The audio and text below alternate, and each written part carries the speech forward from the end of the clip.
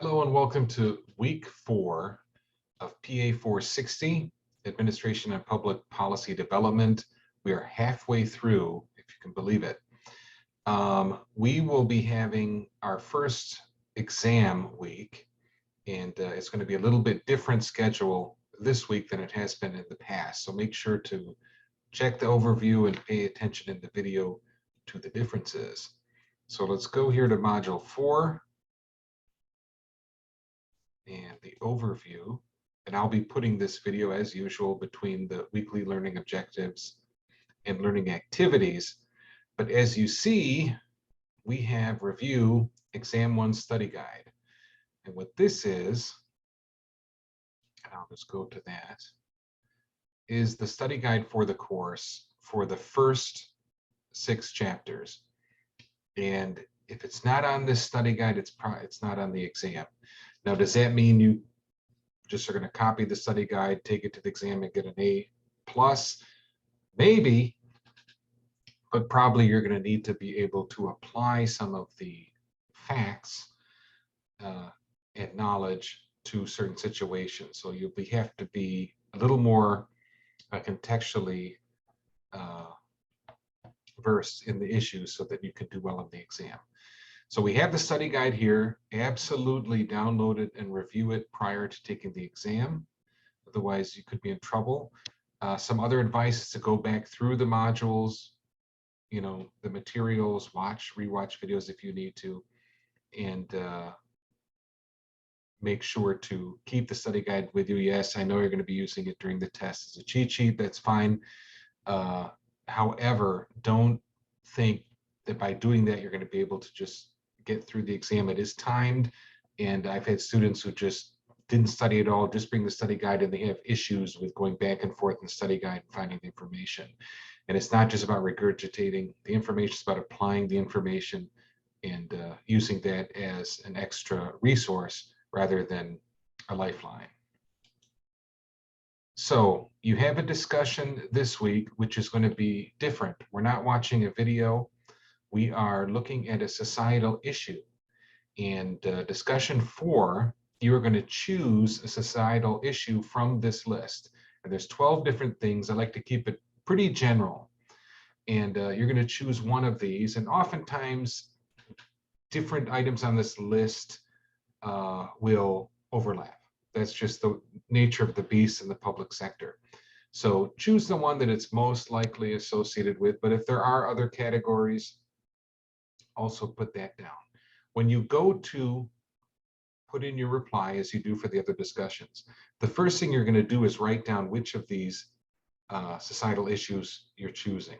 Is it crime and corruption? Put that at the top in bold. This will help me because I have about 60 students in the class and 5 in the microsite. Choose the best groups to put together and make the most sense of it easily rather than constantly going back and forth and reading through things over and over again and losing my mind slowly. So once you've chosen your topic, and it could be multiple topics in one, then you're going to share a story about it. It could be your story, it could be someone you know, it could be something you heard about from someone else, whatever. And the usual 10 to 15 sentences. And after that, you post it, you're going to see other responses. Then you try to look for someone similar in your category or as close as you can. It doesn't have to be exact, same category, and comment the usual and looking at the differences in the issue that you're talking about with the other person. From that, I'm going to go over the list on Sunday, and then by Sunday night, I will have created the groups for the class. If you are in the microsite, you're also watching this video, and there's only 5 students in the microsite this year, so there's one group. It's all of you. So that will be a little more interesting because all of you are going to have to work together on one topic. But as for the other section, we have about 60 students, so there'll be quite a few different groups. So the discussion, and then we have the exam. And the exam consists of 50 questions equivalent, multiple choice matching question sets. They're worth 0.3 points each. And there's 2 short essay questions worth 2.5 points each as well. So it's 20 points total. 25% of that are your essay questions. And that's where I'm going to see, do they really understand the material? Can they apply it? You will have the exam available from Thursday through Saturday to complete. And obviously you work alone, by yourselves, all of those other things. You have 2 hours to finish. You cannot stop and restart. Some of you, if you have accommodations, obviously have 1.5 times that. Each person, based on what was sent in to me, has been adjusted. And yes, if you just plagiarize some of your responses to the essay question, you'll receive a 0 for the exam. So make sure it's in your own words and short, to the point. It covers all of the question elements. So go back, look at the question. If there's multiple elements, make sure to address all of them for maximum points.